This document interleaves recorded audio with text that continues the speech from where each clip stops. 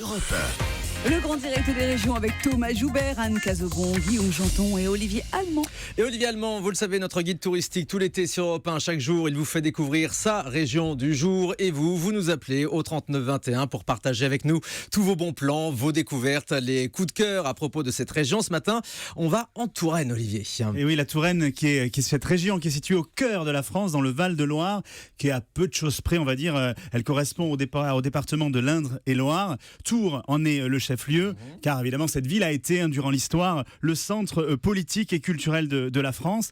Alors la Touraine, c'est un peu une terre à part. C'est une région qui est peuplée par d'élégants géants de pierre. Vous les aurez reconnus, bien évidemment. Les châteaux de la Loire. Fameux châteaux de la Loire, partout. Leur silhouette élancée se détache dans le paysage. En moins de 100 km, la Touraine concentre en effet quelques-uns des plus grands châteaux de France. Si je vous dis Amboise, si je vous dis Azay-le-Rideau, Chenonceau, Chinon, Langeais, Villandry.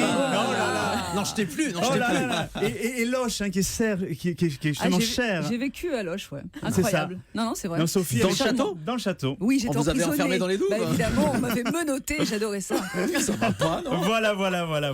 Bon, vous l'aurez compris. Ce sont près d'une cinquantaine de ces édifices célèbres qui sont aujourd'hui ouverts au public, qui constituent justement la pierre angulaire du tourisme du Val-de-Loire. Alors évidemment, il y a de nombreux circuits de découverte de ces châteaux de la Loire. Alors ils ont tous en commun, bien évidemment, d'élégants jardins. Ils sont tous d'ailleurs un peu singuliers, et aussi une architecture avec le tuffeau. Alors je ne sais pas si vous savez ce qu'est le tuffeau, Thomas. Non, c'est quoi ? Mais c'est justement cette pierre blanche tendre qui est tirée des coteaux de la Loire et qui constitue justement tous les châteaux, qui est la pierre qui est constituante de tous les châteaux qu'on vient de citer. Et alors évidemment, si ils sont différents, c'est que chacun peut revendiquer une différence, que ce soit la variété des architectures, que ce soit la personnalité de leurs propriétaires passés et présents. Voilà, vous pouvez justement là aussi pénétrer cette intimité et vous reprojeter, on va dire, soit dans l'ambiance médiévale ou dans l'ambiance Renaissance. Vous n'avez pas cité Chambord ? C'est un oubli ? Non, c'est pas un oubli, c'est effectivement. Mais en fait, il est remarquable. Il est remarquable, mais ce que je voulais faire un petit peu dans cette chronique, c'était d'essayer de vous donner un petit peu des coups de cœur de châteaux qui sont un peu moins connus que tous ces célèbres châteaux. Alors, parmi vos coups de cœur. Alors moi, il y a un coup de cœur qui est un château d'abord de style Renaissance, qui est le château du Clos Lucé à Amboise. Ah, Léonard de Vinci. Exactement, ouais. Sophie. Voilà, on voit bien que c'est l'autochtone de cette bande, mais c'est exactement ça. Ils vous ont donc laissé sortir des douves. À un moment, oui, ils en avaient marre. J'arrêtais pas de crier toute la journée. Donc justement, Sophie, c'est effectivement la propriété où Léonard de Vinci a passé les 3 dernières années de sa vie. C'est un bel édifice de briques roses, Sophie. Oui.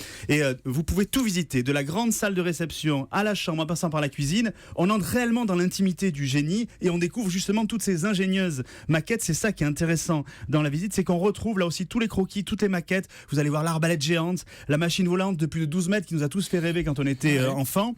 Et vous pouvez là aussi les retrouver grandeur nature dans ce château.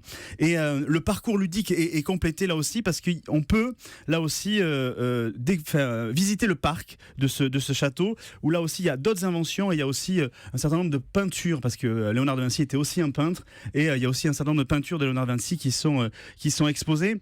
Moi je vous le conseille parce que non seulement c'est un peu atypique, et en plus c'est une vraie visite familiale parce qu'on peut aussi se projeter dans la vie de Léonard de Vinci grâce à une tablette interactive. Ouais, les enfants en plus ont adoré ça, de découvrir toutes les inventions de Léonard de Vinci.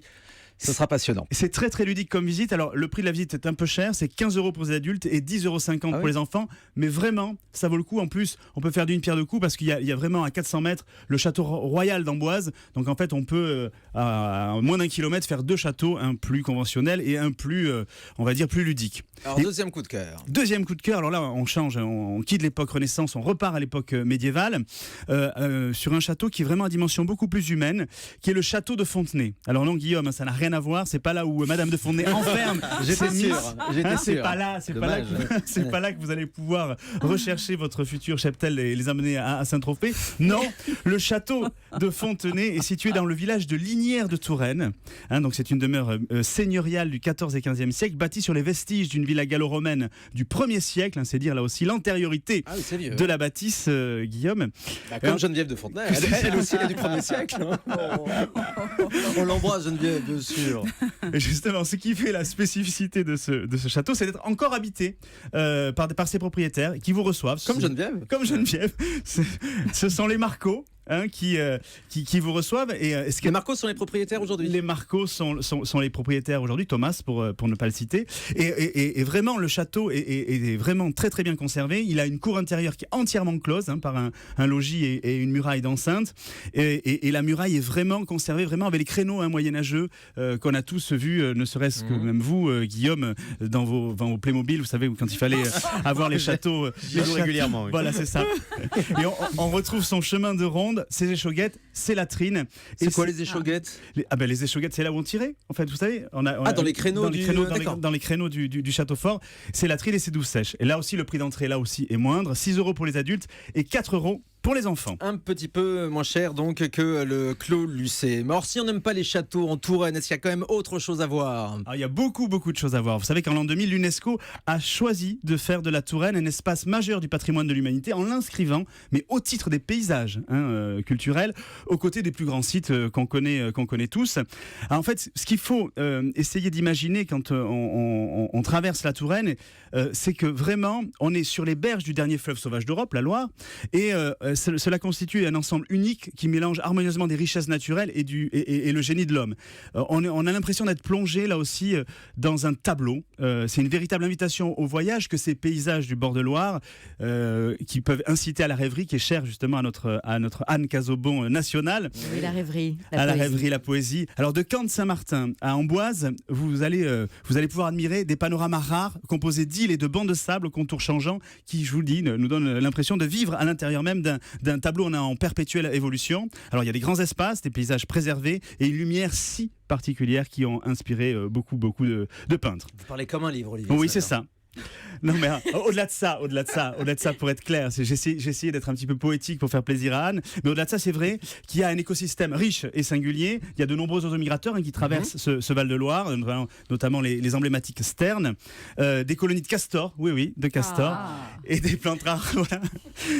Sophie, écoutez, des plantes rares. Comme vous avez une blague à propos du castor? C'est ça. Absolument pas. Je sens que Sophie a une blague. Pas du tout. Elle est comment la queue du castor? Elle est plate. Pourquoi? Bon, bref, allez. Oh voilà. Ensuite... Non, mais c'est la blague la moins bien racontée. C'est vrai qu'on a été meilleur que ça, franchement. Allez, enchaînez. En tout cas, pour découvrir ces paysages uniques le long du plus long fleuve de France, parce que c'est aussi une des spécificités de la Loire, il y a vraiment une balade incontournable. Il faut visiter ces berges à vélo. Il y a tout un circuit de Loire à vélo. Il y a plus de 41 boucles balisées en Touraine, avec des distances qui vont de 8 à 40 km. C'est vraiment accessible pour tous et pour toute la famille. C'est vraiment très très bien fait. L'itinéraire est balisé, sécurisé et gratuit, là aussi. Et tout au long de ces balades de bord de Loire, il y a des points de location de vélo à peu près tous les 2 km, et vraiment pour les petits et les grands. Alors les autres visites mythiques de la région se concentrent évidemment dans les fabriques de vin. On y vient. On y vient. Et là aussi, vous pouvez le faire à vélo. Alors après, c'est chacun à ses vous arrivez en vélo, vous ne savez pas comment vous repartez. À ses risques et périls. Mais quoi qu'il en soit, c'est vrai qu'on ne peut pas passer à côté des vins de Touraine. Il y a une dizaine d'appellations AOC. Le Chinon, le Bourgueil, le Saint-Nicolas de Bourgueil, Sophie. Ouais. Le Touraine pour les rouges, le Vouvray et les Montlouis pour les blancs. Et même le Rosé d'Anjou. Et donc, on peut visiter les caves avec des dégustations qui se font très régulièrement. Les propriétaires vous accueillent à bras ouverts. Exactement. Il y a la route des vins donc de Touraine, et vous pouvez là aussi sillonner avec un accueil spécifique là aussi des Angevins.